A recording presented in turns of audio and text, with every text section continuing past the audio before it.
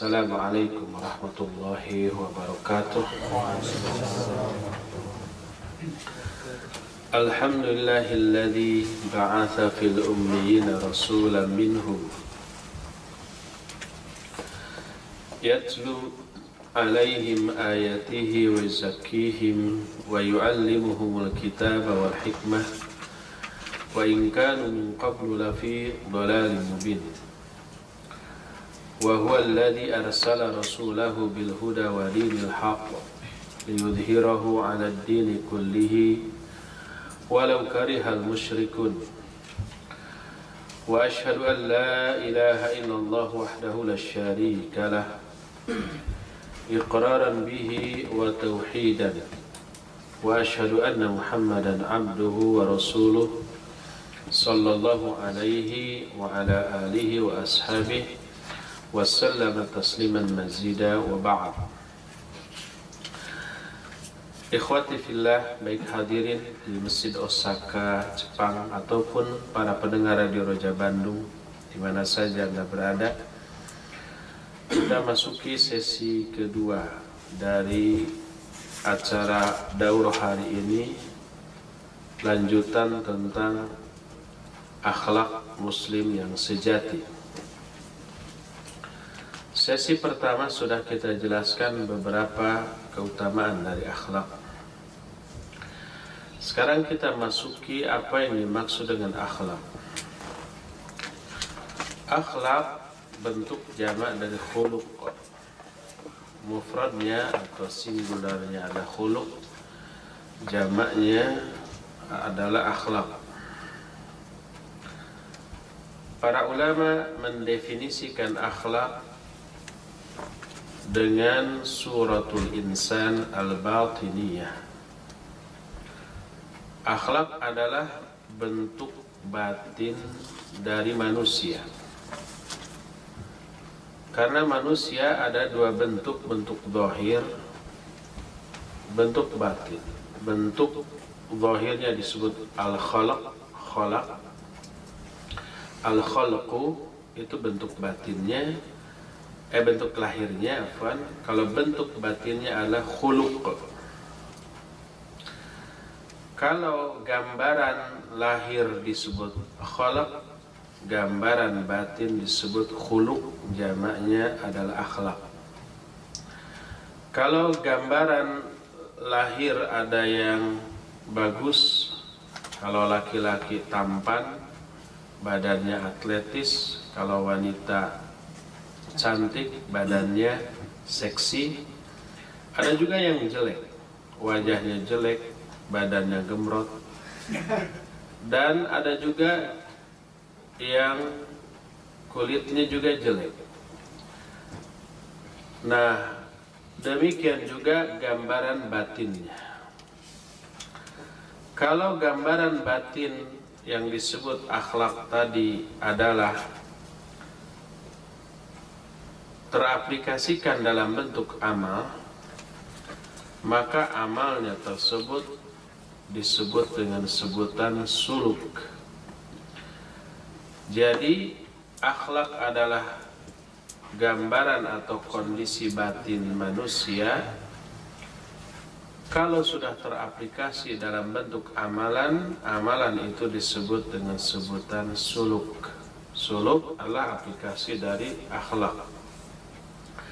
Contoh, seseorang kondisi jiwanya penyayang, melihat penderitaan orang lain, dia langsung berempati, ikut merasakan kesedihan, merasakan kesulitan, ikut berempati, ikut menangis, lalu mendorong dia untuk mengungkapkan empatinya dalam bentuk apapun, ikut menangis, ikut sedih, menasihati, merogoh saku, kemudian memberi uang bantuan kepada yang sedih tadi, maka seluruh perbuatannya itu disebut suluk.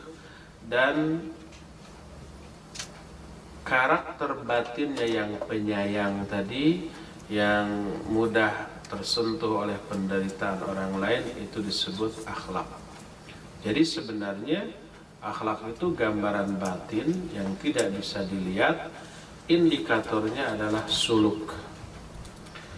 Namun di Indonesia akhlak lebih populer daripada suluk. Di Indonesia atau di negara-negara lain akhlak lebih fokus kepada perbuatan orang. Padahal sebenarnya adalah gambaran batin manusia, adapun perbuatannya disebut dengan sebutan suluk. Akhlak manusia ada dua macam. Pertama yang tabi'iyah atau jabaliyah. Kedua yang muktasabah. Yang tabi'iyah atau yang jabaliyah adalah akhlak yang menyerupakan bawaan sejak lahir. Mungkin ada unsur turunan, ada unsur genetika dari kedua orang tuanya.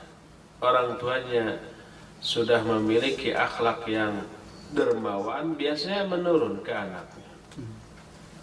Orang tuanya ramah gitu, biasanya menurun ke anaknya. Orang tuanya pelit, biasanya menurun ke anaknya. Itu yang disebut dengan akhlak yang jabaliyah atau tabi'iyah. Adanya akhlak tabi'iyah atau jabaliyah dijelaskan dalam salah satu hadis yang diriwayatkan oleh Imam Muslim. Nabi alaihi salatu wasallam bersabda kepada seorang sahabat namanya Al-Asad bin Qis, "Inna fika la khuluqain yuhibbuhum Allahu al-hilm wal-ana." Qala ya Rasulullah ahuma khuluqan takhallaqtu bihima am jabalayanallahu alaihima? Qala bal jabbalakallahu alaihima.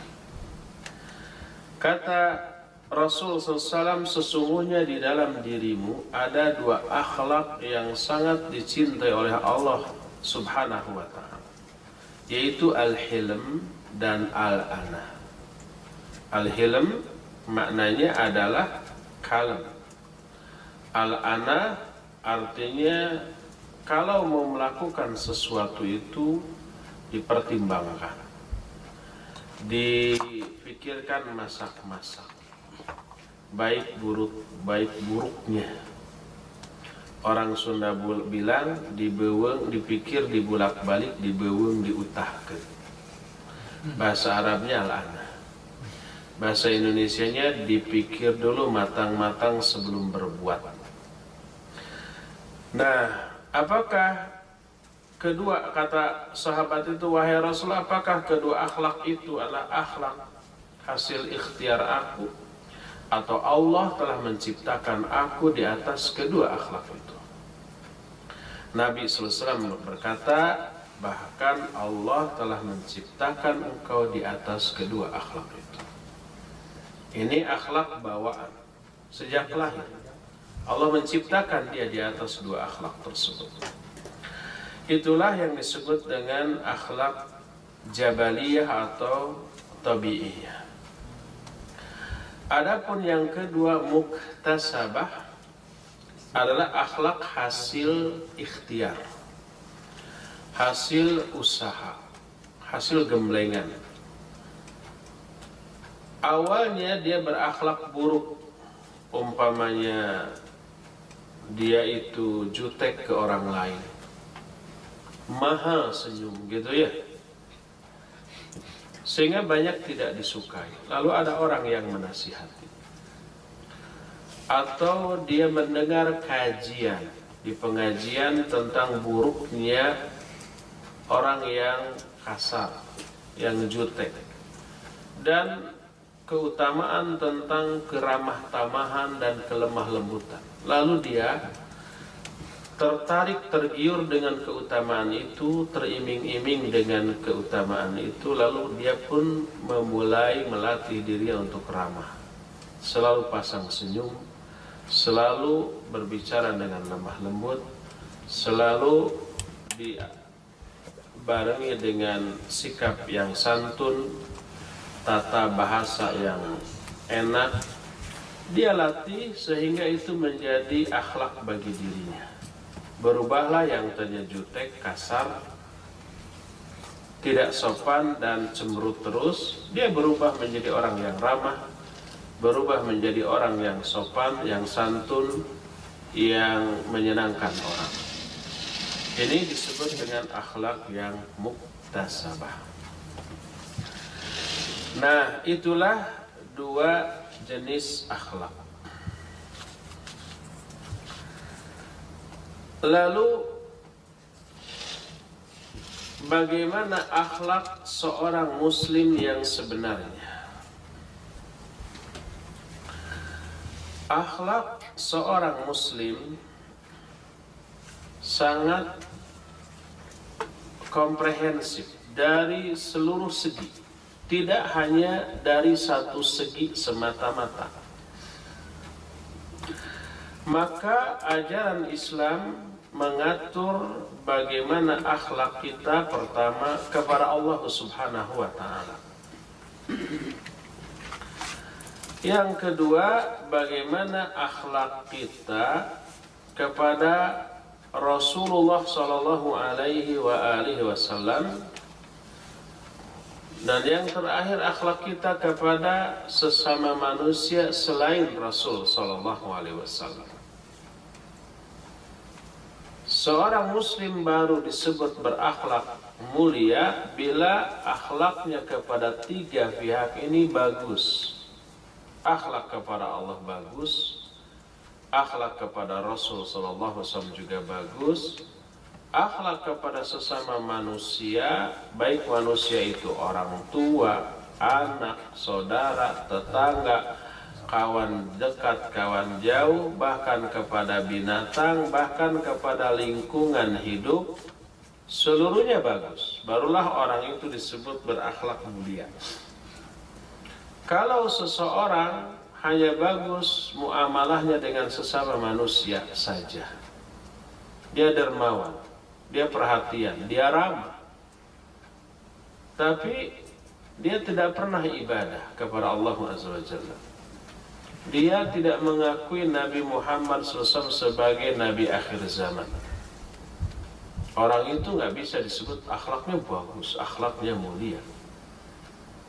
Karena kebagusan akhlaknya hanya kepada sesama manusia, tapi akhlak dia kepada Rasul SAW buruk, apalagi kepada Allah Azza wa Jalla. Inilah yang terjadi pada para pemuka agama lain. Kadang-kadang sosial mereka tinggi, ramah, menolong, menyenangkan. Orang awam menyebut walaupun dia kafir akhlaknya bagus. Kan gitu ya? Kita katakan akhlak hanya kepada manusia, tapi kepada Allah super buruk. Kepada Nabi Muhammad apalagi. Maka tidak bisa menurut kacamata ajaran Islam orang itu disebut dengan sebutan berakhlak baik. Karena hanya parsial. Kepada yang lebih penting yaitu kepada Allah dan Rasulnya malah akhlaknya sangat buruk. Maka perhatikan pertama bagaimana akhlak kita kepada Allah, kemudian perhatikan gimana akhlak kita kepada Rasulullah SAW, dan terakhir barulah kepada yang lain, baik kepada sama manusia, binatang ataupun lingkungan. Manusia itu baik kepada orang tua, kepada guru, kepada anak, kepada saudara, dan yang lain-lainnya. Makanya pembicaraan masalah akhlak dalam Islam sangat luas. Kita awali pembicaraan kita dengan bagaimana muamalah kita kepada Allah Azza wa Jalla. Akhlak yang bagus kepada Allah harus ditunjukkan dengan tiga hal. Ini penjelasan Syekh Al-Utsaimin rahimahullah. Beliau berkata, husnul khuluq fi muamalatil khaliq yajma'u thalathata umur. Baiknya akhlak dalam bermuamalah dengan Khaliq. Siapa Khaliq? Allah. Itu diringkas dalam tiga perkara. Pertama adalah talaqqi akhbarillahi ta'ala bitasdiq, menerima seluruh informasi dari Allah dengan cara tasdiq, membenarkan. Seluruh informasi dari Allah itu dibenarkan, dipercaya, diyakini itu benar. Nggak ada keraguan sedikit pun dalam masalah itu.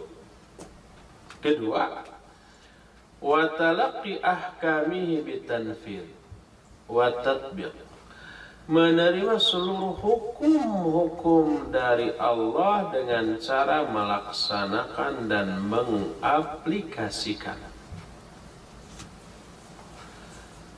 Dan yang ketiga, wa talaqqi aqdarillahi bis-sabr war ridha, menerima takdir-takdir dan ketetapan Allah dengan sabar dan ridha.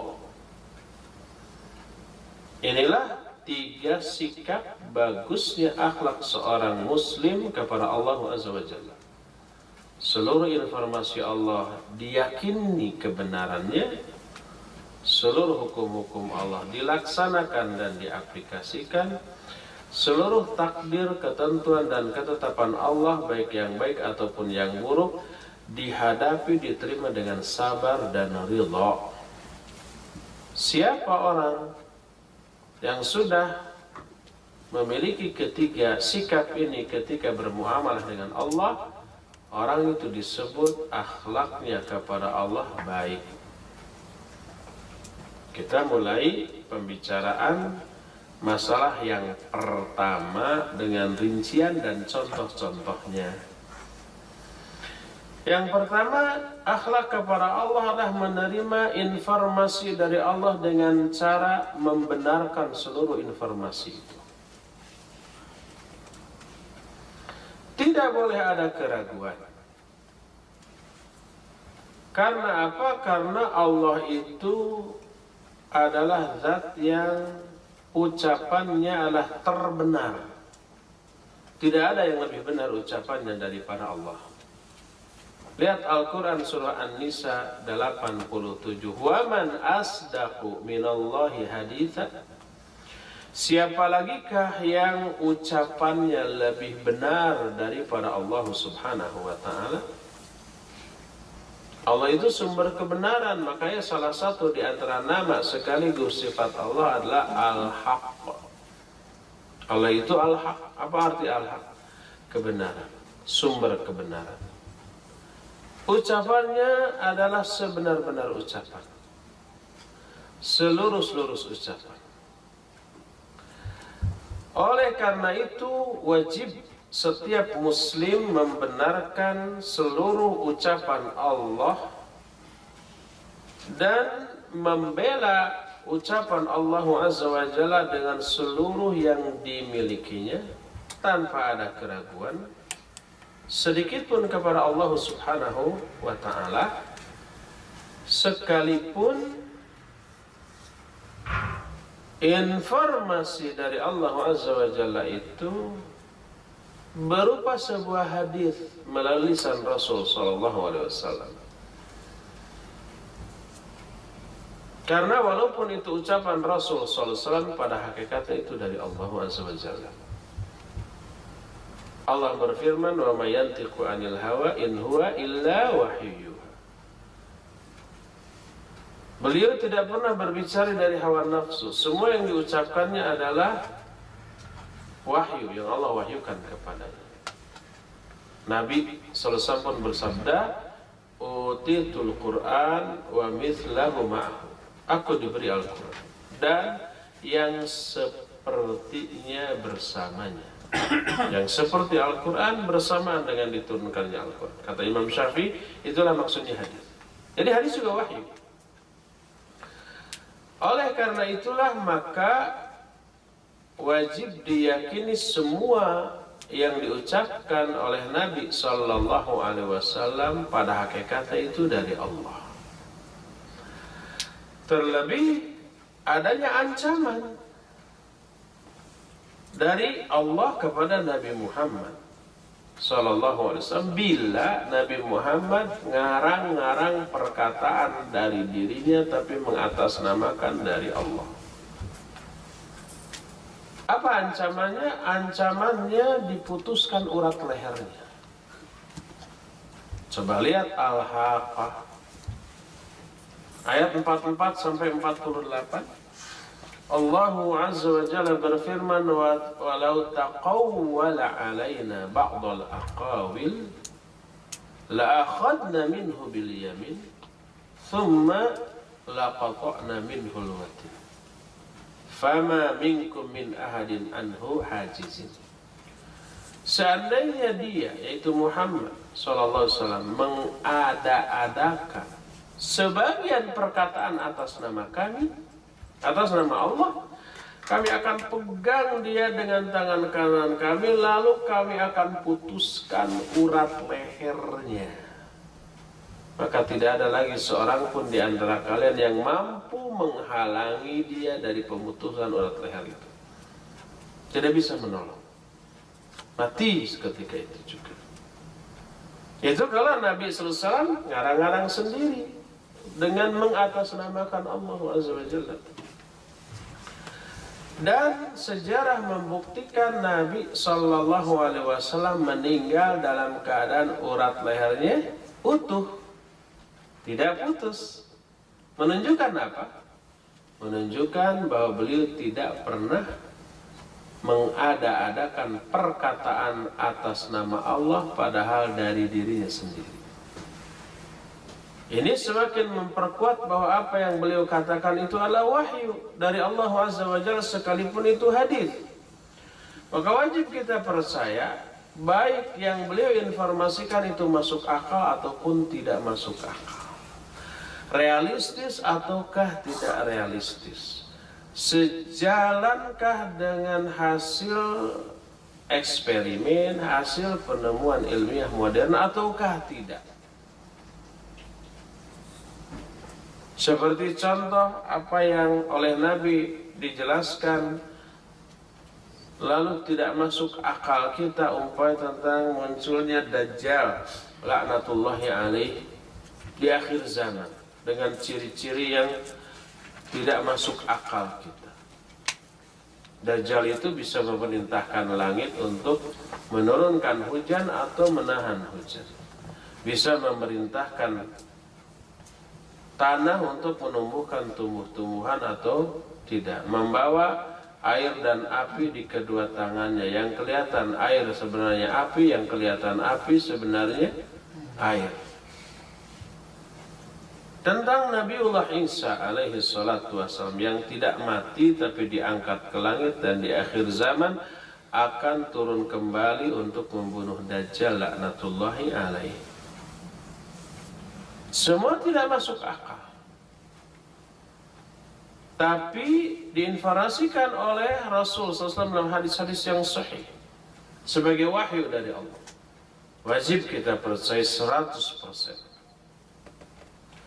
Termasuk ketika Nabi SAW berbicara tentang masalah yang berkaitan dengan di luar perkara agama, tapi beliau lakukan, beliau katakan, wajib kita percaya.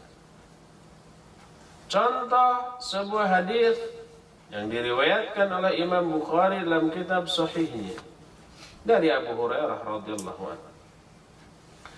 Beliau bersabda, "Idza waqa'a adh-dhubabu fi syarabi ahadikum falyaghmishu thumma liyanza'hu fa inna fi ihda janahayhi da' wal ukhra shifa." Bila ada seekor lalat jatuh ke minuman salah satu di antara kalian, kopi, teh, soft drink, atau apa saja, celupkan si lalat itu. Lalu buanglah lalatnya, bukan air ini. Karena sesungguhnya di salah satu sayap lalat itu ada penyakit dan di sayap lainnya ada obatnya. Nabi SAW berbicara tentang lalat, bukan tentang masalah agama. Dari mana beliau tahu? Apakah mengadakan penelitian lewat mikroskop, sayap lalat dipotong, disimpan di kaca preparat apa ya? Udah lupa lagi, udah puluhan tahun. Kan capek kan? Ditolong, dimasukkan dalam ke mikroskop. Itu ada penyakit. Terus satu lagi, itu ada obat. Apakah begitu? Enggak. Saat itu belum ada mikroskop, kaca preparat. Dari mana beliau tahu? Dari mana lagi kalau bukan dari wahyu? Dan abad-abad sekarang ketika teknologi sudah berkembang, itu terbukti bahwa di sayap salah satu sayap lalat itu ada penyakit dan yang lainnya ada obatnya. Selarasnya hasil eksperimen modern sekarang dengan Al-Quran ataupun hadis yang sahih disebut dengan al-ijazul ilmi. Itu kalau diterjemahkan nggak bisa, sudah al-ijazul ilmi saja, hanya bisa diterangkan. Itu adalah hasil penemuan ilmiah modern yang selaras dengan nas ayat dan Al-Quran yang sahih, Al-Quran dengan hadis yang sahih, disebut al-ijazul ilmi. Nah, itulah Nabi SAW menginformasikan, maka wajib bagi kita untuk percaya, sekalipun dalam urusan dunia. Padahal Nabi pun berkata atas perintah Allah Azza wa Jalla yang Allah turunkan dalam Al-An'am 50. Qul la aqulu lakum indi khazainullah wa la a'lamul ghaiba wa la aqulu lakum inni malakun in attabi' illa ma yuha ilayya. Katakan oleh Muhammad, Allah menyuruh kepada Nabi Muhammad untuk mengatakan ini. Kata Allah, katakan oleh Muhammad, aku tidaklah berkata kepada kalian bahwa aku memiliki perbendaharaan ilmu Allah. Aku pun tidak mengetahui hal yang gaib. Aku tidaklah berkata kepada kalian bahwa aku adalah satu malaikat. Yang aku lakukan tiada lain kecuali hanyalah mengikuti wahyu yang Allah wahyukan kepadaku. Jadi Nabi SAW hanya berbicara atas nama wahyu. Nabi SAW pun menginformasikan tentang kondisi hari kiamat. Dalam hadis-hadis yang sahihnya beliau menerangkan matahari sangat dekat, sejarak 1 mil dari manusia saat itu.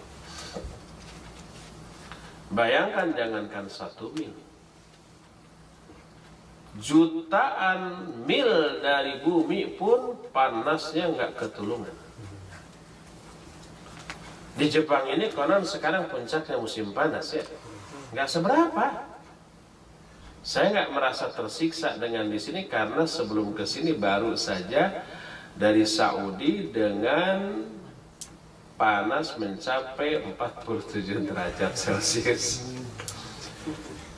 Pas di Jepang cuma 30 berapa? 7? 38? 38. Nggak kegerahan. Kalau di sana panasnya dari mana-mana, dari atas panas, dari bawah pantulan panas itu oleh tanah dipantulkan ke atas. Ketika angin bertiup, panasnya seperti kita baru membuka oven yang sedang menyala. Gitu ya. Wis, ngehebos gitu. Sampai nggak bisa nafas, langsung nahan nafas. Kalau di sini ketika kita umpamanya berteduh di bawah pohon, di bawah bangunan, ada angin bertiup, adem ya. Kalau di sana angin bertiup tambah kesiksa. Apalagi di Indonesia nggak seberapa banget.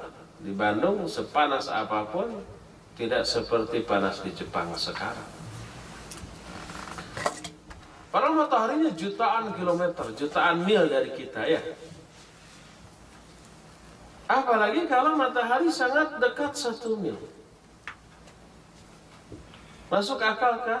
Tidak masuk akal. Kenapa? Karena akal kita hanya mampu menjangkau apa yang tersaksikan di alam dunia. Sedangkan hukum yang Allah terapkan di alam akhirat berbeda dengan di alam dunia. Makanya nggak bisa akal menjangkaunya. Lalu orang pun kepanasan dan berkeringat, keringatnya ada yang merendam mereka sampai semata kaki, ada yang selutut, sepinggang, ada yang sampai setelinga. Kalau diukur dengan kondisi di dunia itu dehidrasi, mati ya, kering gitu ya. Tapi ini di akhirat, nggak ada lagi mati. Apapun penyebabnya. Berdasarkan hal itu, maka semua yang diinformasikan Nabi SAW tidak masuk akal kita. Tapi sekalipun demikian wajib kita yakini.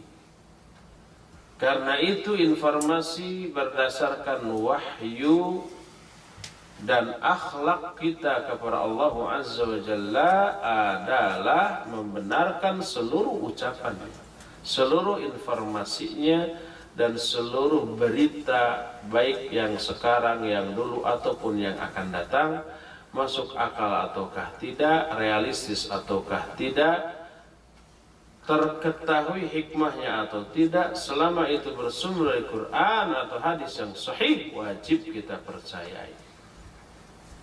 Kenapa demikian? Sebab agama bukanlah produk akal. Agama bukanlah hasil dari olahan otak manusia. Kalau hasil olahan otak dan akal manusia namanya budaya ya, bukan agama. Hasil budidaya manusia. Tapi Al-Quran Islam ini wahyu. Sumbernya Quran dan Sunnah. Itulah wahyu. Bukan akal, bukan otak. Makanya banyak wahyu yang di luar jangkauan akal dan otak manusia, yang menunjukkan kelemahan akal dan dahsyatnya wahyu. Karena sumber dari wahyu itu adalah zat yang maha dahsyat, yaitu Allah SWT. Makanya kenapa orang-orang kafir, orang-orang barat, Amerika dan Eropa, ya, memasukkan agama ini ke dalam bagian dari budaya. Karena mereka meyakini agama itu tak ubahnya bagi budaya, hasil produk akal manusia, hasil olah pikir penyebarnya. Makanya rata-rata nama agama dinisbatkan kepada nama orang yang menyebarkannya. Ya. Buddha umpamanya diambil dari namanya Buddha Siddhartha Gautama. Hindu diambil dari Hind, daerah asal lahirnya agama tersebut. Konghucu dari Confucius, Zoroaster dari Zarathustra, gitu ya. Semuanya begitu. Adapun Islam enggak dinisbatkan kepada yang menyebarkan. Sekalipun demikian, orang-orang Barat lebih suka menyebut Islam dengan sebutan Muhammadanism, faham Muhammad, karena mereka menyangka Islam ini hasil produk otak seseorang yang namanya Muhammad Sallallahu Alaihi Wasallam. Padahal kalau mereka mau mempelajari kayak apa sih produk orang yang namanya Muhammad, terus dipelajari, pasti mereka yakin bahwa ini bukanlah bikinan Muhammad. Mustahil orang yang namanya Muhammad di zaman itu bisa membuat ajaran sedahsyat, selengkap, sesempurna ini. Ya. Betapa banyaknya para profesor yang masuk Islam setelah hasil menelaah sesuatu, ternyata sesuatu itu 1400 tahun lebih yang lalu sudah ada dalam Al-Quran. Saya pernah baca di internet seorang profesor ahli kulit masuk Islam gara-gara satu ayat.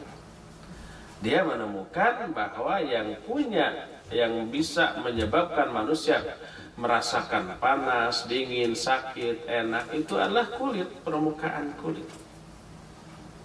Itu hasil penelitian. Seorang mahasiswa muslim menyatakan kitab kami itu 1400 tahun yang lalu sudah mengatakan demikian. Mana ini ayatnya? Allah menyatakan, ya, kullama nadijat juluduhum badalna. Ketika ahli neraka dibakar, kulit mereka gosong habis gitu ya, kami ganti dengan kulit yang baru. Untuk apa? Liyadzukul adzab, agar mereka lebih merasakan lagi azab. Karena apa? Karena yang bisa merasakan panas dan yang lain-lainnya kulit. Kalau kulitnya sudah habis, tinggal ke daging itulah nggak merasakan apa-apa. Kan gitu. Ini ada ayat Al-Quran 1400 tahun lebih yang lalu. Oh, ini betul. Dia minta izin mencantumkan ayat itu ke dalam karya ilmiah. Nabi SAW kenapa melarang meniup minuman panas? Kita nggak tahu apa hikmahnya. Kemarin saya juga baca di internet, penelitian menyatakan itu berbahaya. Mulut kita mengeluarkan CO2 ya, bercampur dengan uap yang keluar bisa menghasilkan karbon monoksida katanya. Dan itu berbahaya. Andai tidak demikian, tetaplah apa yang diucap oleh Nabi SAW dipastikan benarnya. Baik kita tahu hikmahnya atau tidak. Itu salah satu hikmah. Tapi walaupun hikmahnya tidak kita ketahui, tetap wajib kita percaya. Itulah beberapa contoh bahwa wajib kita membenarkan seluruh informasi dari Allah, baik dalam Al-Quran ataupun hadis yang sahih. Dengan cara apa? Dengan cara meyakini kebenarannya, dan itu salah satu akhlak yang baik kita kepada Allah Azza wa Jalla. Inilah poin yang pertama. Poin kedua, di antara bukti bagusnya akhlak seseorang kepada Allah adalah menerima hukum-hukumnya dengan cara melaksanakannya dan mengaplikasikannya. Hukum Allah itu sempurna, mencakup seluruh aspek kehidupan manusia. Tidak ada di dunia ini satu ajaran pun sedetil ajaran Islam dalam mengatur kehidupan. Walaupun mengatur kehidupan duniawi mereka, Islam tidak hanya mengatur kehidupan ukhrawi, tapi juga duniawi yang menjadi rutinitas kita. Makan, minum, tidur, ke WC, masuk keluar WC, ke pasar, seluruhnya diatur oleh ajaran Islam melalui contoh real nyata dari manusia utusan Allah, yaitu Nabi Muhammad SAW. Ini salah satu hikmahnya kenapa Nabi yang diutus kepada manusia harus dari kalangan sama manusia, bukan dari malaikat. Kan orang kafir menyatakan kalau benar Allah mau mengutus, kenapa nggak mengutus malaikat gitu kan? Kalau malaikat segala-galanya berbeda dengan manusia. Kalau malaikat kemampuannya jauh berbeda dengan manusia. Malaikat tidak melakukan rutinitas seperti yang dilakukan oleh manusia. Nggak mungkin manusia bisa mengikuti contoh yang diberikan oleh para malaikat. Kalau yang diutus itu malaikat. Nah, makanya diutuslah Nabi yang suka makan, yang suka tidur, yang suka ke WC, yang suka sakit, yang suka lupa, yang suka segala hal yang juga banyak dialami oleh manusia pada umumnya, kan gitu. Makanya manusia biasa pasti bisa mengikuti apapun yang dicontohkan oleh Nabi yang diutus. Nah, seluruhnya itu diatur oleh ajaran Islam. Maka wajib bagi kita mentanfid dan mentatbiq. Tanfid artinya melaksanakan. Tatbiq artinya mengaplikasikan. Tidak boleh satu hukum Allah Azza wa Jalla pun yang ditolak, yang diingkari hanya karena kita tidak mampu untuk melaksanakannya. Karena toleransi Islam begitu luas, luang dan lapang. Siapa yang tidak mampu melakukan kewajiban yang ditetapkan, dia terbebas dari kewajiban itu. Tidak boleh orang mengingkari kewajiban haji hanya karena dia tidak mampu. Kalau tidak mampu ya jangan ingkari kewajibannya. Tetap yakini kewajibannya, tapi dia terbebas dari kewajiban itu karena ketidakmampuan. Begitu juga yang lain-lainnya. Contoh diberikan oleh Syekh Al-Utsaimin rahimahullahu ta'ala tentang masalah ini. Contoh pertama umpamanya masalah saum. Tidak diragukan lagi saum ini adalah sesuatu yang berat bagi manusia. Karena saum mengharuskan manusia menjauhi kebutuhan pokoknya sehari-hari. Makan, minum, dan syahwat. Ya. Inilah 3 hal yang dikejar oleh seluruh manusia di alam dunia. Mereka peras keringat, banting tulang untuk mengejar apa? Mengejar 3 ini. Makanan, minuman, dan syahwat. Makanya ketika manusia disuruh meninggalkan ketiga-tiganya, maka tentu saja berat bagi mereka. Tapi seorang muslim mukmin yang baik akhlaknya kepada Allah Azza wa Jalla, dia akan menerima hukum masalah ini dengan cara melaksanakannya dengan penuh keridhaan, penuh keikhlasan. Oleh karena itulah, maka sekalipun berat, seluruh kaum muslimin yang memiliki iman melaksanakan. Siapa yang melaksanakan dengan penuh keikhlasan dan keridhaan, seluruh penderitaan yang dihasilkan dari ibadah itu akan berubah menjadi sebuah kenikmatan. Laparnya, hausnya, lemesnya akan dirasakan sebagai sebuah kenikmatan. Atau jangankan masalah agama ya, masalah dunia saja. Sesuatu yang secara umum dianggap membuat kita menderita, tapi oleh orang yang rutin melakukannya dianggap sebagai sebuah kenikmatan. Contoh umpamanya olahraga. Di dalam olahraga ada penderitaan, ada tuh capek ngos-ngosan ya. Fitness coba, ketika ngangkat berat, ngangkat beban itu, ekspresi wajah kita menunjukkan penderitaan.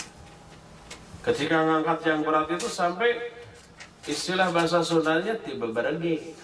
Yang ini nggak ada istilah dalam bahasa Indonesia.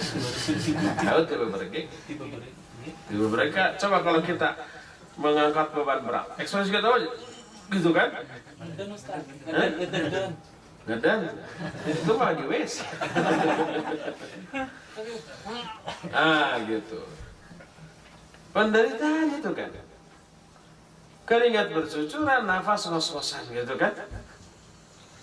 Setelah itu apa yang penderitaan apa lagi yang ditimbulkan? Pegal. Itu penderitaan. Pegalnya bukan hanya sesaat. Bahkan setelah pulang ke rumah malamnya kerasa. Bisa-bisa nggak bisa tidur gitu kan. Pas umpamanya sedang sujud, mau bangkit, lemes gitu ya. Coba antum push up. Jangan banyak-banyak, 100 kali aja. Lemesin nanti pas mau sujud, pas mau bangkit, loh kok tangannya malah nggak kuat. Penderitaan. Tapi oleh orang yang rutin fitness, kalau latihan nggak pegel, nggak puas.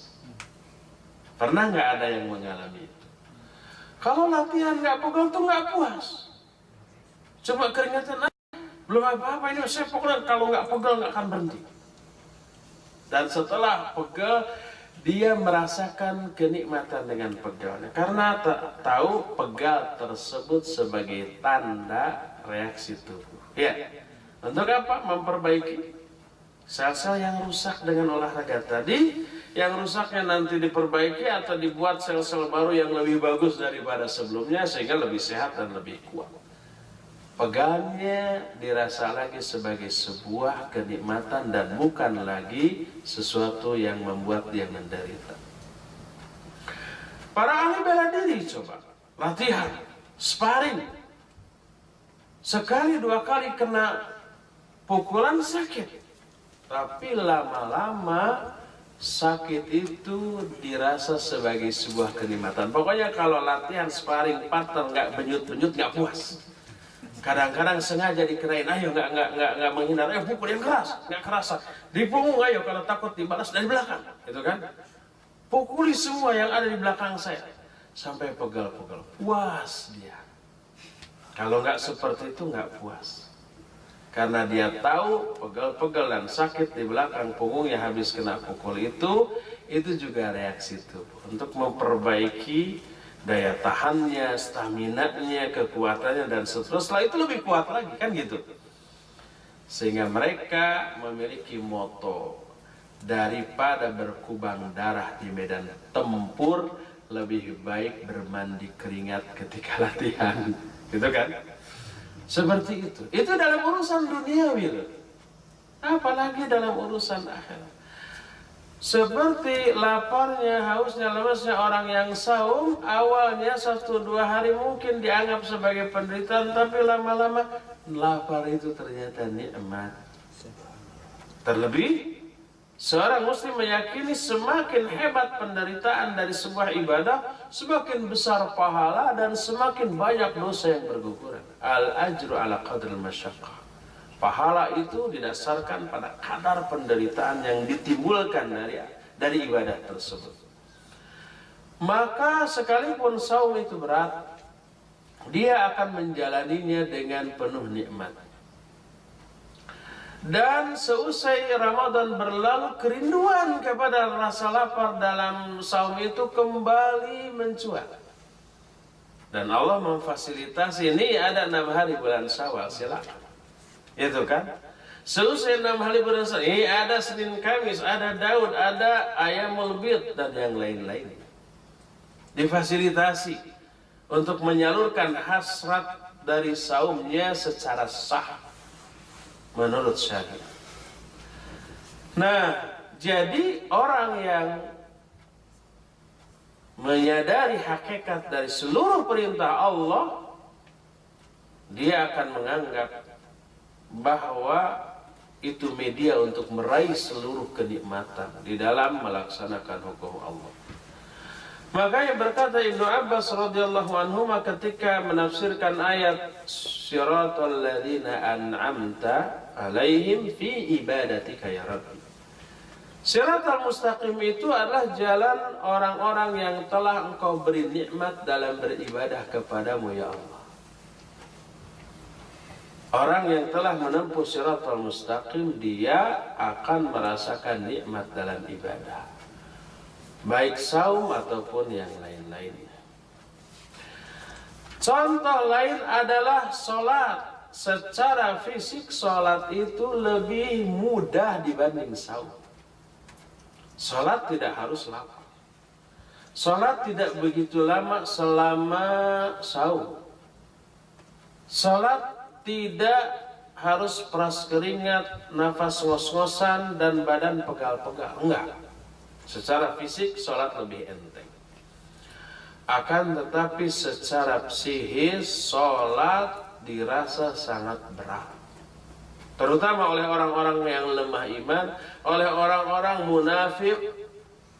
Dan yang terberat adalah sholat isya dan sholat subuh.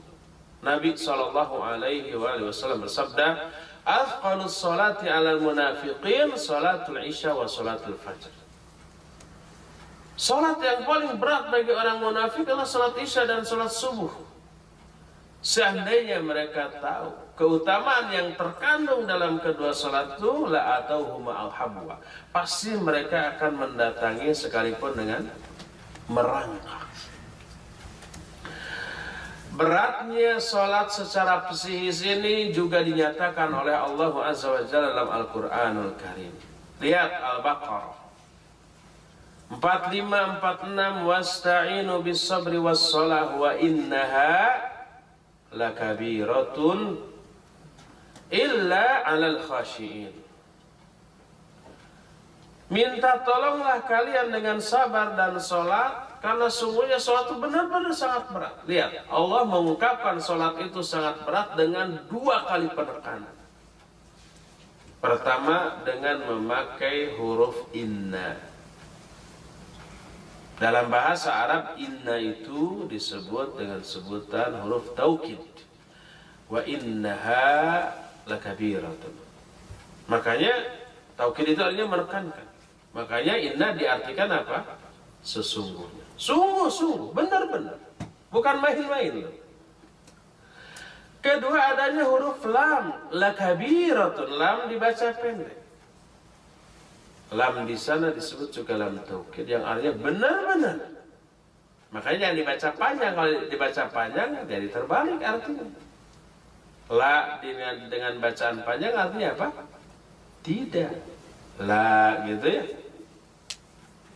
Jadi kalau dibaca wa innaha la kabiratun, nah artinya sesungguhnya sholat itu tidaklah berat. Nah jadi begitu jadinya. Padahal maksudnya sesungguhnya sholat itu benar-benar sangat berat. Jangan salah baca. Wa innaha la kabiratun. Sesungguhnya sholat itu benar-benar berat. Illa 'alal khashiyin, kecuali bagi orang-orang yang khusyuk, alladzina yadhunnuna annahum mulaqu rabbihim wa annahum ilaihi raji'un, yaitu orang-orang yang meyakini bahwa mereka akan bertemu dengan Allah dan hanya kepada Allah pula lah mereka semuanya akan kembali. Orang yang melaksanakan sholat yang berat secara psikis, tapi dilaksanakan dengan sepenuh hati, sepenuh keikhlasan, sepenuh kesungguh-sungguhan, sholat bukan lagi dianggap sebagai sesuatu yang berat, tapi sholat dianggap sebagai sesuatu yang memberikan kepuasan yang tiada terhingga. Kenapa Nabi alaihi salatu wassalam kalau sholat itu sampai bengkak kakinya? Karena lama. Riwayat dari Abu Dzar, juga dari Hudzaifah, pernah sholat malam bersama Nabi SAW. Kata Abu Dzar, di rakaat pertama Nabi SAW membaca Al-Baqarah. Lalu dia mengatakan dalam hati, pasti rakaat ke-100 Nabi akan ruku. Setelah 100 ayat, terus nggak ruku. Oh, pasti Nabi akan menamatkan seluruh Al-Baqarah, setelah itu ruku. Setelah beres Al-Baqarah nggak ruku, langsung loncat ke An-Nisa. Setelah beres An-Nisa disambung ke Ali Imran. Kebayang lamanya. Al-Baqarah berapa ayat? 286. An-Nisa berapa? 200. Ali Imran berapa? 200. Total general 686 ayat. Berapa jam itu? Mungkin kita sudah gempor. Sampai kata Abu Dzar, saya ada itikad buruk di dalam hati. Ditanya oleh orang yang mendengar keterangan ini, apa niat buruk? Dia bilang, saya tinggalkan aja Nabi sholat sendirian. Kan gitu. Tapi nggak jadi itu. Tapi sudah muncul dalam hati. Habis lamanya kebangetan. Makanya sampai bengkak kaki Nabi alaihi salatu wassalam. Timbul pertanyaan, apa Nabi nggak pegal? Apa beliau tidak merasa cangkel? Cangkel itu pegal. Sebagai manusia biasa pastilah ya. Tapi rasa pegal itu nggak ada apa-apa dibanding kenikmatan rohaniah yang beliau rasakan di dalam sholat. Beliau berkata, ju'ilat qurratu aini fis sholat. Dijadikan kebahagiaan dalam diriku di dalam sholat. Itu kata Nabi SAW. Beliau merasakan kepuasan tersendiri. Makanya pegal nggak ada apa-apa dibanding kenikmatan rohaniah yang beliau rasakan dalam sholat. Sekarang jangankan kebahagiaan atau kepuasan dalam sholat ya. Kepuasan dalam hal main bola oleh penggila bola itu sudah menyebabkan mereka siap menerima resiko capek, pegal, kemudian berdarah, patah kaki gitu ya. Apa main bola nggak menderita? Menderita, capek nggak? Capek, ngos-ngosan, keringetan. Ada resiko kecelakaan? Banyak. Waktu handle bola gitu ya, bolanya kemana yang dihandle kepala orang, bocor, diperban, disliding, keseleo, ada yang patah, bahkan ada yang mati kan di lapangan. Setelah 90 menit kali 2, 45 menit kali 2, lama amat.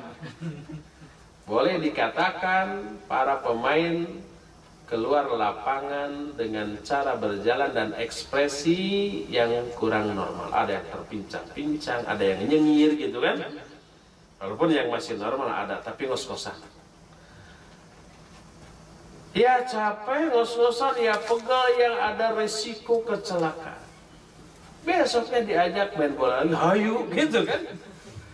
Apa mereka nggak capek, nggak pegal, nggak sakit, nggak takut kepala bocor dan kaki patah?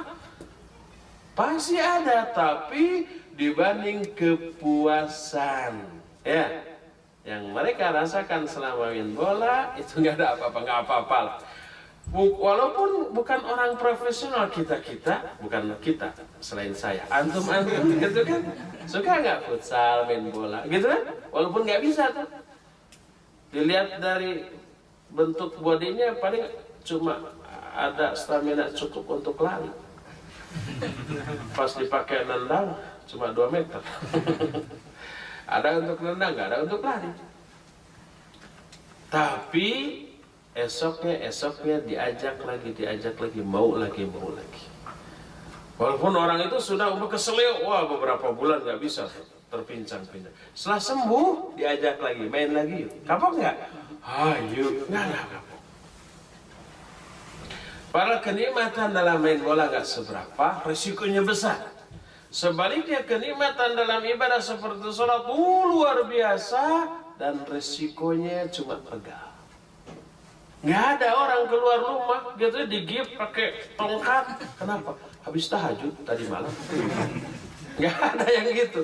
Gimana tahajudnya sampai patah? Nggak ada yang seperti itu. Resikonya jauh lebih kecil, kenikmatannya jauh lebih besar.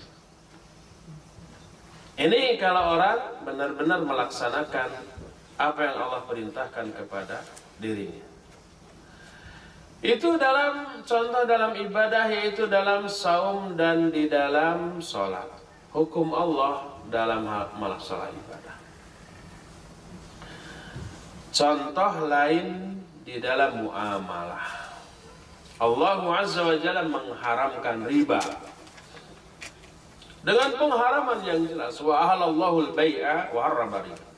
Allah telah menghalalkan jual beli dan mengharamkan riba. Dalam Al-Baqarah 275. Dalam 275 itu Allah menyatakan, "Faman ja'ahu mau'izatun min rabbih fantaha falahu ma salaf wa amruhu ila Allah wa man 'ada fa ulaika ashabun nar hum fiha khalidun." Siapa orang yang telah datang kepadanya pelajaran ini dari Allah tentang haramnya riba, lalu dia berhenti dari ribanya, falahu masalah, maka baginya keuntungan dari ribanya yang telah lalu. Yang sudah berlalu biarlah berlalu. Nggak perlu diperhitungkan berapa riba saya dari hasil yang lalu keluarkan. Enggak, udah biarkan yang sudah berlalu biarlah berlalu. Wa amruhu ilallah, urusannya serahkan kepada Allah. Wa man 'ada, tapi siapa yang kembali setelah tahu itu diharamkan tapi mengulang lagi, fa ulaika ashabun nar hum fiha khalidun, merekalah akan menjadi ahli neraka dan kekal di dalamnya selama-lamanya. Padahal keuntungan dari riba itu besar dan nggak capek, cuma nagih gitu ya. Dan posisi orang yang nagih selalu berada di atas orang yang ditagih. Kan begitu. Ketika ini diharamkan, seorang mukmin yang akhlak mulia kepada Allah Azza wa Jalla akan menerima dengan lapang dada, ridho dan taslim. Adapun seorang yang bukan mukmin berat, aduh ini sumber penghasilan saya yang gede, kan gitu. Akhirnya cari-cari alasan, apa bedanya riba dengan jual beli gitu kan. Terus akhirnya menentang. Allah Azza wa Jalla dalam ayat ke-279 dari surah Al-Baqarah menyatakan, wa in tubtum falakum ru'usu amwalikum la tadlimuna wa la tudlamun. Kalau kalian tobat, maka bagi kalian adalah harta modal kalian. Kalian tidak dizalimi dan juga tidak boleh berbuat zalim. Maka wajib untuk kita terima hukum haramnya riba dengan cara meninggalkannya. Itulah akhlak kita yang kedua kepada Allah, yaitu menerima hukum-hukum Allah dengan melaksanakan dan mengaplikasikan. Ketiga, menerima seluruh takdir Allah yang buruk dengan sabar dan ridho. Adanya takdir buruk itu ditetapkan oleh hadis Nabi SAW ketika beliau ditanya apa iman. Yang bertanya siapa? Malaikat Jibril yang menyamar sebagai orang. Beliau menjawab, iman itu antuk minabillahi wa malaikatihi wa kutubi wa rusuli wal yawmil akhir wa antuk minabil qadari khairihi wa syarrihi. Iman itu kamu beriman kepada Allah, para malaikatnya, kitabnya, rasulnya, dan hari akhir, dan kamu beriman kepada takdir baik yang baik ataupun yang buruk. Kalau takdir yang baik pasti kita ridho dan bukan sabar ya, seneng aja gitu ya. Yang kita bicarakan ini takdir yang buruk, seperti sakit, seperti musibah, seperti penderitaan dan yang sejenisnya. Yang dimaksud buruk bukan takdirnya, bukan ketetapan Allah, tapi terasanya oleh manusia yang menerimanya. Buruk dalam pandangan manusia yang menerima. Tapi ketetapan Allah menetapkan ketetapan yang buruk bagi manusia itu bagus, baik. Nggak ada ketetapan Allah yang buruk. Buruk itu bagi atau menurut kacamata orang yang menerima. Bagaimana kita bisa ridho dengan takdir buruk? Bisa. Bagaimana caranya? Pertama, wajib kita yakini dalam takdir buruk itu terkandung seabrek kebaikan. Ada yang kebaikan yang kita ketahui, ada yang tidak kita ketahui. Minimal yang kita ketahui, takdir buruk yang membuat kita menderita itu pertama menggugurkan dosa.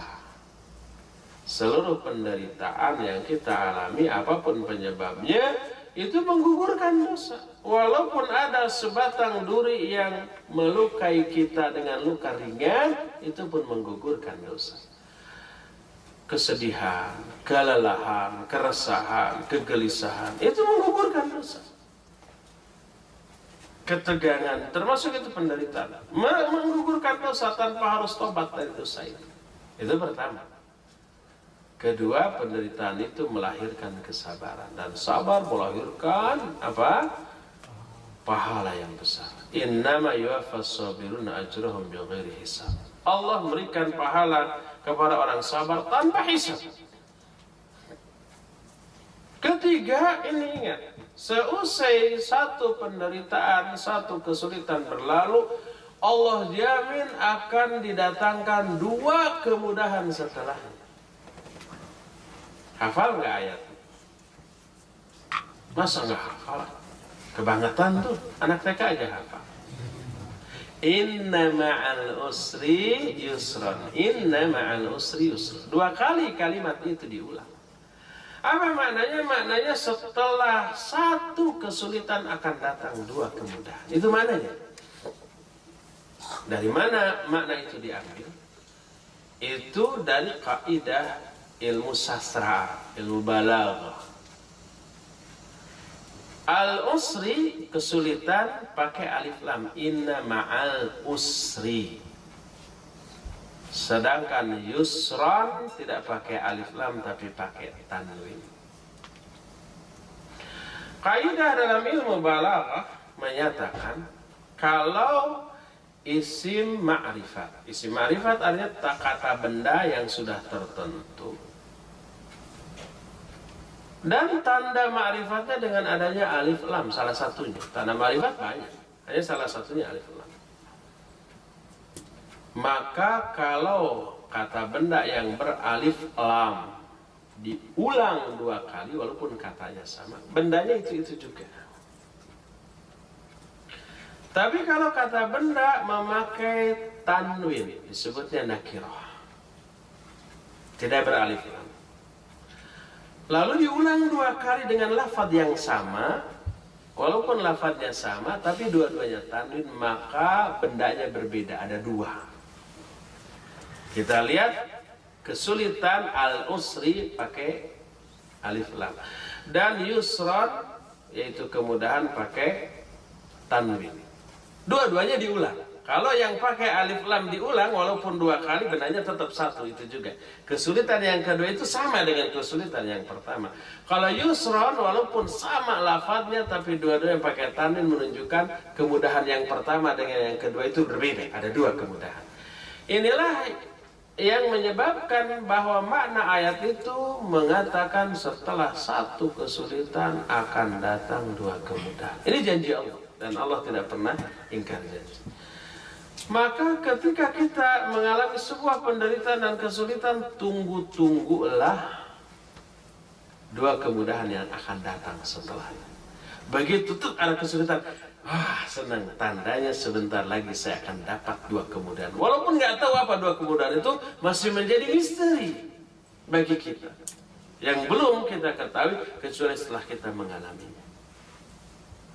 Ingat kepada hal ini, maka selama kita mengalami kesulitan, kita akan tabah. Tenang, sebentar lagi setelah kesulitan ini berlalu 2 kemudahan akan datang. Inilah yang membuat para kuli bertahan tuh. Ya, tukang tembok seperti tengah hari di atas keprok. Kenapa bertahan?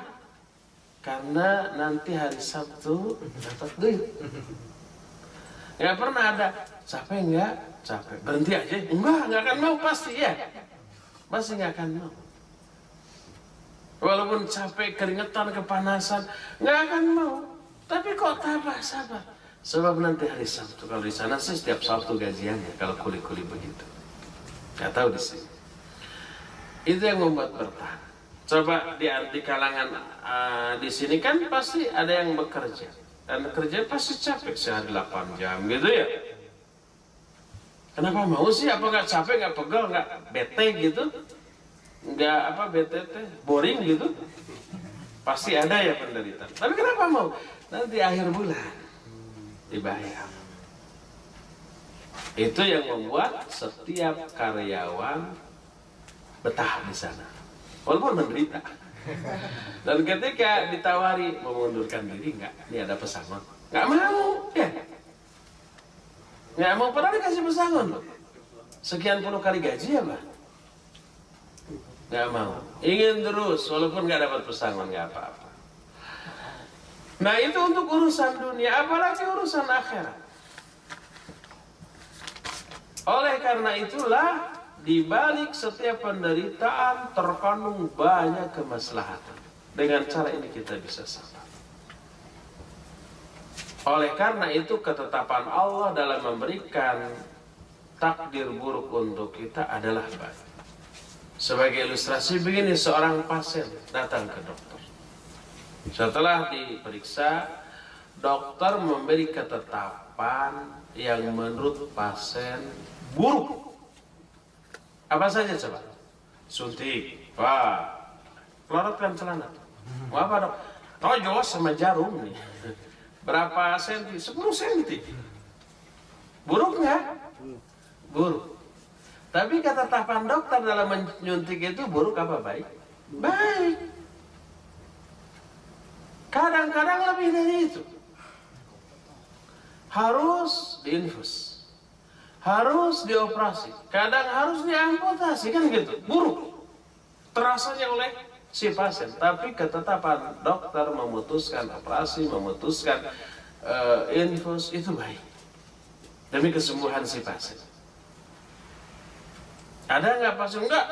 Lebih baik saya sakit daripada disuntik. Ada nggak? Mungkin ada 1-2. Tapi umumnya walaupun nyengir-nyengir ya dia sodorin juga itu bokongnya. Ya. Apakah ketetapan dokter yang membuat pasien menderita sampai di sana? Enggak. Nih, makan yang pahit-pahit. Makan yang pahit-pahit sehari 3 kali. Terus jangan makan yang enak-enak. Awas. Jangan makan durian, jangan makan kambing, apalagi yang hidup. Jangan makan yang enak-enak. Terus makannya apa? Yang dingin-dingin, yang nggak ada rasanya gitu kan? Nurut enggak? Nurut. Cukup sampai di sana? Enggak. Apalagi kata dokter? Bayar. Sini. Ngasih enggak? Ngasih. Setelah itu kata dokter apa? Minggu depan kembali lagi, saya tojos lagi, saya kasih yang pahit lagi, saya minta duit lagi. Bagi pasien buruk. Ya. Kenapa nurut? Dia tahu di balik hal-hal yang menyakitkan tadi terdapat kesembuhan. Ada nggak pasien dokter biadab nggak berperi kepasenan? Saya di sini mau sembuh malah ditojos. Ada yang begitu? Nggak ada. Bahkan semua ngomong terima kasih dok ya. Minggu depan saya kesini lagi bawa duit lagi. Nurut itu. Pasien bisa sabar dan ridho terhadap ketetapan buruk sang dokter. Buruk menurut si pasien karena sakit, karena harus makan yang pahit, tidak boleh makan yang enak, duit juga keluar lagi. Semuanya buruk. Tapi ketetapan dokter itu semuanya baik. Demi kesembuhan si pasien. Itu sudah ilustrasi. Allah Azza wa Jalla memberikan ketetapan yang buruk bagi si manusia dalam rangka ingin memberikan kebaikan. Dengan penderitaan itu dosanya gugur. Dengan penderitaan itu dia bisa memperoleh pahala kesabaran kalau dia sabar. Dengan penderitaan itu dia merintih. Dan Allah rindu kepada rintihan orang beriman di saat memohon kepada Allah. Dalam kondisi ketika dia seperti itu, doanya dikabulkan oleh Allah Azza wa Jalla. Dalam keadaan seperti itu dia berhenti dari maksiat kepada Allah Subhanahu wa Ta'ala. Dalam keadaan terkena musibah atau sakit, dia terbebas dari beberapa kewajiban. Terbebas dari kewajiban saum kalau itu Ramadan. Terbebas dari kewajiban ke masjid kalau itu laki-laki. Terbebas dari kewajiban sholat sambil berdiri kalau dia nggak mampu, boleh sambil duduk atau berbaring. Yang semua keuntungan tadi tidak diberikan kepada orang yang tidak kena musibah. Dikabulkannya doa orang yang kena musibah. Jangankan orang mukmin, orang musyrik menderita lalu berdoa dikabul oleh Allah. Coba lihat Al-Quran ya, surah Luqman. Apa Allah menyatakan فَإِذَا غَشْيَهُمْ مَوْجٌ كَالظُّلَالِ دَعَوْا اللَّهَ مُخْلِصِينَ لَهُ الدِّينَ فَلَمَّا نَجَّاهُمْ إِلَى الْبَرِّ kata Allah Azza wa Jalla dalam ayat lain فَإِذَا هُمْ يُشْرِكُونَ. Orang-orang musyrik itu ketika mereka menunggang perahu di tengah laut terombang-ambing oleh gelombang, oleh ombak. Mereka da'allaha mukhlishina lahu. Berdoa kepada Allah dengan mengikhlaskan seluruh ketaatan kepada Allah. Falamma najjahum ilal barri. Ketika Allah menyelamatkan mereka ke daratan. Berarti doanya dikabul tuh. Tadi minta keselamatan. Fa idza hum yusyrikun, kalau ke daratan mereka musyrik lagi. Di daratan mereka musyrik, ke lautan diombang-ambingkan oleh gelombang, berdoanya kepada Allah bukan kepada berhala yang mereka sembah. Oleh Allah dikabul. Lalu sampai ke daratan dengan selamat, kembali lagi musyrik. Gimana kurangnya beli itu orang. Tapi ketika dapat musibah dikabul, itu orang musyrik. Apalagi orang mukmin. Nih, dalam hadis ini juga ada dalam kitab Riyadhus Shalihin tentang bab adab-adab orang yang sakit. Hadis kursi Allah Azza wa Jalla berfirman di akhirat, ya ibna Adam maridtu wa lam ta'udni. Hai Bani Adam, dulu ketika di dunia aku sakit, tapi kamu tidak melayatku. Berkata Bani Adam, Rabbi kaifa a'uduka wa anta rabbul alamin. Ya Allah, bagaimana aku melayatmu padahal engkau raja semesta alam? Masa raja sakit gitu ya? Masa Allah sakit harus ditengok gitu kan? Apa kata Allah? Amma alimta anna abdi fulanan kana marida wa lam ta'udhu. Amma alimta idza udtahu wajadtani indah. Tapi bukankah kamu tahu bahwa dulu ketika di dunia ada hambaku yang soleh sakit, tapi kamu tidak melayatnya. Padahal kamu tahu kalau kamu melayatnya, kamu akan mendapati aku berada di sisinya, di sisi orang yang sakit. Hadis ini kata Syekh Al-Utsaimin rahimahullah menunjukkan ketika seseorang sakit, Allah dekat dengan si sakit. Dan kedekatan itu mengisyaratkan dikabulkannya doa orang itu loh. Fa idza sa'alani ibadi anni fa idza sa'alaka ibadi anni fa inni qarib ujibu da'watad da'i idza da. Kalau kamu bertanya tentang aku, kalau kamu ditanya tentang aku, hamba-hambaku bertanya kepadamu tentang aku, jawab aku ini dekat. Aku mengijabah semua doa yang berdoa kepadaku. Kedekatan itu berkaitan dengan diijabahnya doa. Coba dalam kondisi bagaimana kita terdekat dengan Allah. Sujud ya. Aqrabu ma yakunu bainal 'abdi wa baina rabbih fa huwa sajid. Fa akthiru fihi du'a. Jarak terdekat antara seorang hamba dengan Allah adalah ketika sujud, maka perbanyaklah doa di dalam sujud. Dekatnya hamba dengan Allah menunjukkan didengar doanya, dikabulkan permintaannya. Makanya Syekh Al-Utsaimin rahimahullahu ta'ala menyatakan, ketika seorang sakit, Allah ada di sisinya. Allah ada di sisinya dan dekat. Mengisyaratkan orang yang sakit, doanya didengar oleh Allah SWT. Saya berdoa. Jadi seabrak keuntungan orang yang sedang menderita menerima takdir Allah SWT. Doanya dikabul, dosanya gugur, pahala kesabaran nambah, gitu ya, terbebas dari beberapa kewajiban dan seabrak yang lainnya yang tadi disebutkan. Maka ingat terhadap keuntungan dari sebuah musibah, kita akan ridho dan sabar menerimanya. Inilah akhlak ketiga, yaitu sabar dan ridho dalam menerima apa? Takdir Allah yang buruk. Kalau takdir Allah yang baik nggak perlu disebut sabar dan ridho ya, nggak perlu diajari itu mah. Pasti ridho banget. Pasti ridho banget gitu ya. Dan bukan sabar kalau menghadapi takdir yang baik, tapi harus apa? Syukur. Harus syukur. Inilah 3 poin akhlak seorang muslim kepada Allah SWT. Coba ulang. Kita kita review. Pertama apa? Menerima informasi Allah dengan cara membenarkan. Kedua, menerima hukum Allah dengan cara dilaksanakan, diaplikasikan. Ketiga, menerima takdir Allah SWT dengan cara sabar dan ridho. Inilah akhlak yang baik kita kepada Allah SWT. Saya sudah dapat kartu kuning. Sudah 14.45.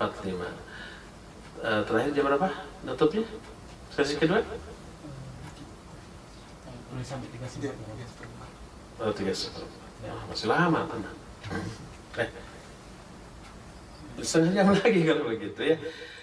Sekarang kita break dulu dengan tanya jawab tentang masalah itu. Ini belum selesai. Kalau sudah break dengan tanya jawab 1-2 dan suasana sudah cair lagi, ngantuknya sudah berkurang atau hilang, kita teruskan materi ini ya.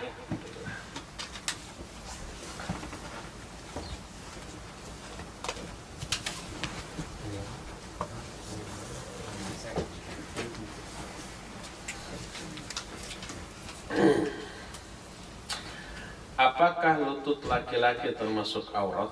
Lalu bagaimanakah dengan bagian antara lutut dengan pergelangan betis? perlengan betis ini, apakah juga termasuk aurat laki-laki? Pertengahan betis, pertengahan mungkin ya, hanya kurang. Lutut tidak termasuk aurat. Sebagian ulama menyatakan termasuk paha. Didalili oleh sebuah peristiwa ketika Nabi SAW berbaring di kamarnya dengan terbuka pahanya. Datanglah Abu Bakar minta izin. Lalu diizinkan dan masuk. Nabi masih dalam keadaan demikian. Datang Umar minta izin, diizinkan, masuklah Umar. Nabi masih dalam keadaan demikian, tersingkap pahanya.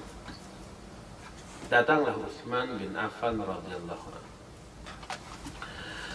minta izin masuk, diizinkan, dan Nabi bangkit lalu membenarkan posisi duduknya, lalu menutupi pahanya.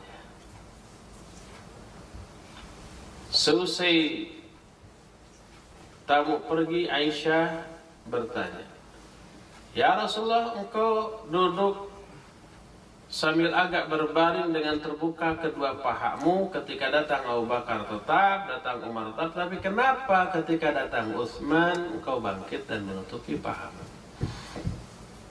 Dijawab, "Tidakkah aku merasa malu kepada seorang yang para malaikat pun merasa malu kepadanya?" Siapa? Utsman bin Affan. Dari hadis ini sebagian ulama menyatakan paha tidaklah termasuk aurat.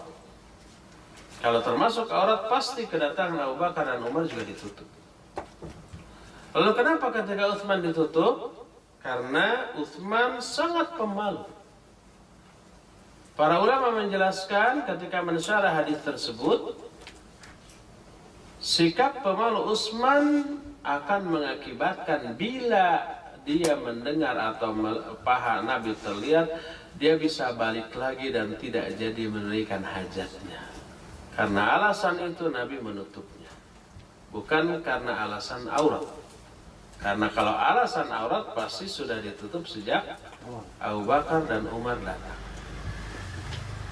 Berdasarkan hal itulah maka sebagian ulama membolehkan sampai terlihat paha, apalagi lutut. Sebab lutut di bawah paha. Wallahu a'lam bishawab. Apa nasihat Ustaz untuk laki-laki yang hobi olahraga dalam hal mengenakan pakaian celana olahraga? Pakai training. Saya juga suka olahraga, tapi pakai training yang sampai ke betis atau setidak-tidaknya menutupi sampai ke lututnya. Apakah melakukan suatu olahraga tertentu bisa menjadikan kita termasuk tasyabuh dengan kaum kufar yang terlarang? Tidak, karena semua olahraga bukan dominasi kaum tertentu, sudah menjadi milik umum. Kecuali dalam olahraga itu ada aturan-aturan yang menyimpang dari syariat, ya jangan. Seperti harus membungkuk ketika menghormat, gitu ya. Seperti harus berdiri menghormat logo dan lambang tertentu, maka itu jangan. Mungkin dalam aliran bela diri tertentu ada yang kayak begitu, maka jangan. Tapi kalau seperti main badminton, main bola gitu ya, maka tidak ada aturan seperti itu. Dan itu tidak menjadi ciri khas agama tertentu, itu milik umum. Sehingga hukum asal olahraga apapun mubah. Kalau kita pertama meniatkan untuk melatih gerakan kita agar lebih lincah, gitu ya, stamina kita agar lebih kuat, dan itu bisa bermanfaat di medan perang, maka boleh, itu bagus. Tapi kalau olahraga yang hukum asalnya mubah itu menimbulkan madarat, seperti umpamanya sampai gontok-gontokan, apalagi berjudian, siapa umpamanya yang kalah harus menggendong. Judi itu menggendongnya adalah judi, haram. Siapa yang kalah 1 gol, dia harus traktir 1 botol minuman. Judi itu tidak boleh. Atau menimbulkan cacian, dasar bego, dasar nggak bisa apa-apalah. dihina sampai marah, emosi, berantem, timbul permusuhan. Maka nggak boleh, itu sampai pada jatuh haram. Maka jadikan itu sebagai sarana olahraga, sarana meningkatkan ketahanan fisik, dan sarana untuk mengakrabkan suasana. Setelah olahraga ditambah akrab, bukan setelah olahraga jadi bermusuhan. Karena apa? Karena berebut, karena saling ejek. Atau kalau badminton berpasangan gitu ya, pasangan kita tuh kalah mulu, bukan kalah apa? Nyebelin gitu. Badminton umpamanya harusnya dicemes, blung, malah di lob, out. Padahal di atas net, tinggal cek gitu kan. Dimarahi. Kamu bisa apa sih? Jadi kita kalah. Kamu tuh penyebab. Marah dia. Yang dimarahi balik marah. Kenapa marah? Ini kan nggak berkaitan dengan ketakwaan apa-apa. Kenapa mesti marah? Apa dosa kalau kita kalah? Ya malu lah, gengsi, nanti disebar di Facebook. Kalau sudah sampai begitu, nggak boleh itu. Gak ada keutamaan orang yang menang dalam olahraga, dan gak ada kehinaan bagi orang yang kalah dalam olahraga. Maka kalau sampai madar seperti itu tidak boleh, ya. Wallahu a'lam bishawab.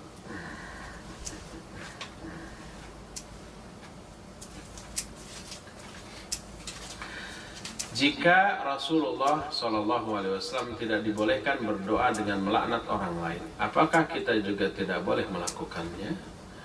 Misalkan melaknat orang-orang Syiah yang merangi dan membunuh kaum muslimin di Suriah. Bukan dilarang melaknat, dibolehkan. Karena dalam kunut nazilah pun Nabi SAW melaknat. Di dalam beberapa hadis Rasul menyatakan la'anallahu al-yahuda wan nasara ittakhadhu qubur anbiya'ihim masajid. Semoga Allah melaknat Yahudi dan Nasara karena mereka telah mengambil kuburan-kuburan para nabi sebagai masjid. Kalau memang mereka berhak, boleh. Adapun kasus tadi ditegurnya khusus kasus itu saja. Dan terbukti 3 orang yang didoakan laknat oleh Nabi SAW kemudian masuk Islam dan bagus keislamannya. Dibolehkan nggak kita melaknat? Dibolehkan kalau memang orang tersebut layak. Seperti apa yang terjadi di Suriah. Orang-orang kufar Rafidah yang menyembah kepada presidennya, ya, sampai sujud ke benderanya, ke fotonya gitu kan, memaksa orang-orang muslim sunni untuk sujud juga ke fotonya, membunuhi jasad-jasad para syuhada gitu, anak-anak kecil. Perbuatan yang memang layak didoakan keburukan atas para pelakunya. Bagaimana dengan seorang yang melakukan dosa lalu tobat, lalu kembali lagi melakukan dosa yang sama, lalu tobat lagi, dan hal tersebut berulang beberapa kali? Bagaimana hukumnya orang tersebut? Berkata Syekh Al-Utsaimin rahimahullahu ta'ala, di antara syarat tobat tidak ada satupun syarat bahwa orang itu tidak mengulang kembali dosanya. Yang ada adalah syaratnya bertekad tidak mengulang kembali. Harus dibedakan antara bertekad tidak mengulang kembali dengan mengulang kembali.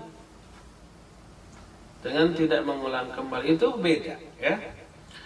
Kalau seseorang berbuat dosa lalu dia tobat, memenuhi 7 syarat tobat yang ditetapkan. Pertama, berhenti dari dosa.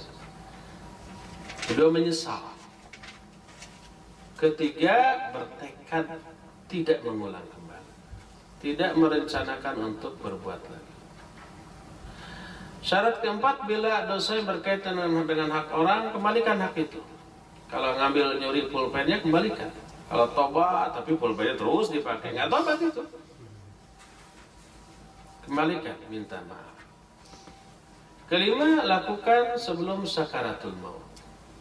Kalau sudah sakarat baru tobat, percuma. Keenam, lakukan sebelum matahari terbit dari sebelah barat. Sekarang kan masih di timur. Dan yang terakhir, karena tobat ibadah agung, seluruh ibadah agung wajib diniatkan secara ikhlas. Tobatnya harus ikhlas, bukan karena dunia. Penjudi, saya mau tobat dari judi asal ditunjang tiap bulan. Nah, itu nggak ikhlas itu, bukan karena Allah SWT. Ya. Nah, ini 7 syarat tobat. Kalau orang itu sudah memenuhi syarat tobat ini, lalu dia tobat, maka diampunilah tobatnya. 2-3 bulan kemudian, imannya turun lagi. Dia terjebak pada kondisi bergaul lagi dengan orang-orang yang buruk lagi. Lalu dia pun mengulang kembali dosa yang dulu sudah ditobatinya tanpa direncanakan, tanpa diprogramkan, direncanakan enggak. Itu terjadi begitu saja. Kata Syekh Al-Utsaimin rahimahullah, maka ini adalah dosa baru yang harus ditobati tanpa merusak tobatnya yang lama. Tobat yang pertamanya nggak rusak. Ini dosa baru lagi. Karena tobat yang pertama benar sudah tobat nasuha, memenuhi syarat-syarat tobat. Adapun sekarang mengulang lagi karena memang situasinya begitu, tanpa direncanakan. Makanya beliau katakan syarat tobat adalah merencanakan atau tidak berencana berbuat lagi. Dan ini tidak direncanakan. Rencananya udah sejauh-jauhnya dijauhi, nggak akan diulang. Kejebak dalam situasi seperti itu lalu terjerumus lagi. Maka ini dosa baru yang wajib ditobati lagi tanpa merusak tobatnya yang lama. Dosa lama yang sudah ditobati sudah nggak muncul lagi, terhapus itu. Ini dosa baru lagi yang harus ditobati lagi. Kalau ini tobatnya benar, yang kedua ditobati lagi sesungguh-sungguhnya, lebih dahsyat dari awal, nangisnya lebih kenceng gitu ya. Setelah itu ibadahnya meningkat, semua syarat tobat dipenuhi lagi, yang kedua ditobat lagi. Setahun kemudian berulang lagi, ya dosa baru lagi. Dan seterusnya begitu. Jadi kalau ke-7 syarat tobat terpenuhi, sah, menghapus dosa. Dan kalau ternyata berulang tanpa direncanakan, itu dosa baru yang wajib ditobati lagi tanpa merusak tobatnya yang pertama. Begitulah seterusnya. Wallahu a'lam bishawab.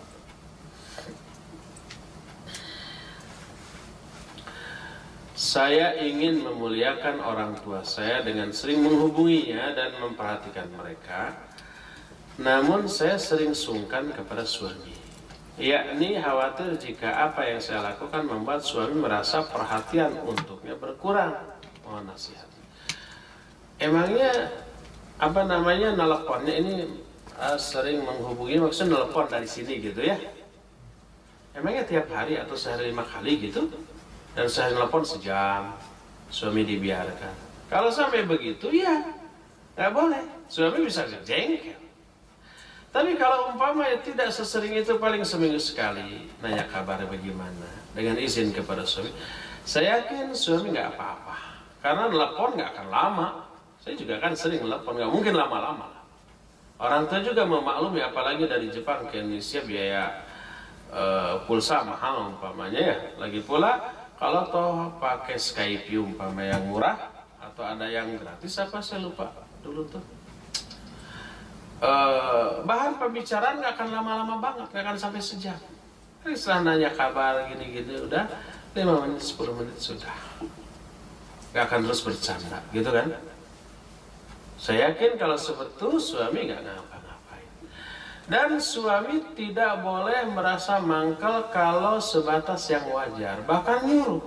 Suami harus mengkondisikan agar istrinya tidak menjadi anak durhaka bagi orang tuanya.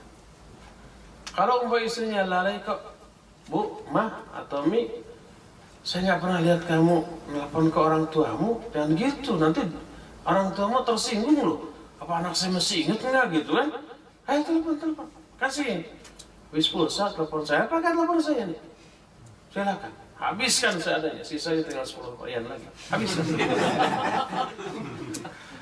Jadi suami tidak boleh mengkondisikan istri untuk menjadi anak durhaka bagi orang tuanya. Harus diingatkan. Bahkan disuruh, coba kamu seminggu sekali telepon orang tua.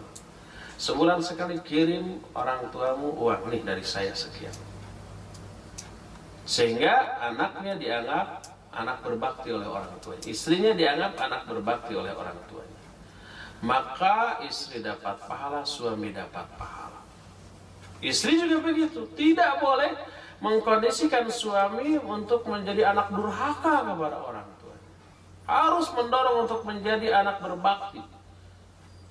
Coba ingatkan Mas atau Abi atau Pak atau apa saja gitu ya, AA, sudah telepon orang tua belum?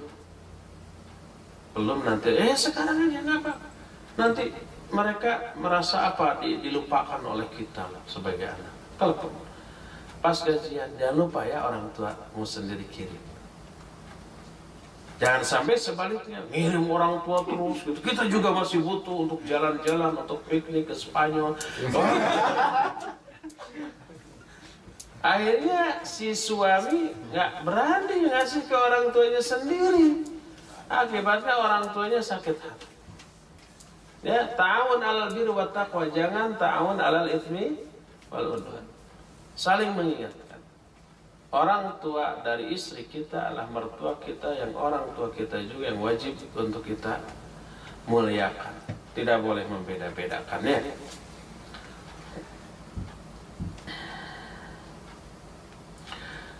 Mohon diberikan tip dan trik, sudah tip dan tipi, agar kita dapat melaksanakan nikmat ketika sholat.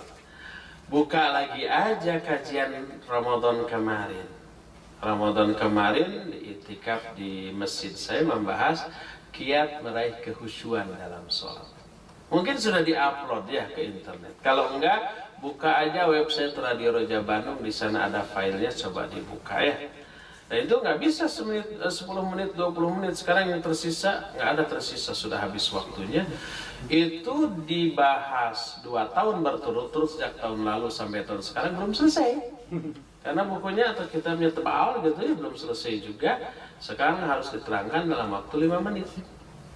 Nggak mungkin. Jadi silakan dibuka web Radio Roja Bandung, nanti ada filenya di sana, boleh di-download secara gratis, silakan. Terakhir, apakah penamaan surat dalam Al-Quran didasarkan pada hadis Nabi ataukah didasarkan pada ijtihad para sahabat? Ya, hadis, para sahabat nggak akan berani. Nabi SAW yang memberi nama surat dan urutan-urutannya serta penomoran dari ayat-ayat tersebut, bukan ijtihad para sahabat. Makanya tidak ada perselisihan di kalangan para sahabat. Kalau itu ijtihad para sahabat, pasti akan berbeda-beda urutan surat dan nama surat. Adapun ada beberapa nama surat memang dari Nabi SAW. Satu surat diberi nama beberapa nama. Contohnya apa? Al-Fatihah ya. Kalau Al-Fatihah ma'ruf, tapi ada nama betul Asy-Syifa ya, Ummul Kitab, Ummul Qura, Ruqyah, segala macam. Apalagi At-Taubah dengan Al-Baro'ah, surat ke-9. Ada lagi Al-Insan, Ad-Dahr. Al-Insan kadang disebut Ad-Dahr. Ada lagi umpamanya Al-Mu'min, surah apa? Ghafir. Ghafir atau Al-Mu'min. Ada lagi umpamanya surah Malaikat. Surah apa? Surah Malaikat. Surah Fatir. Nama lain di surah Fatir adalah surah Malaikat. Ya.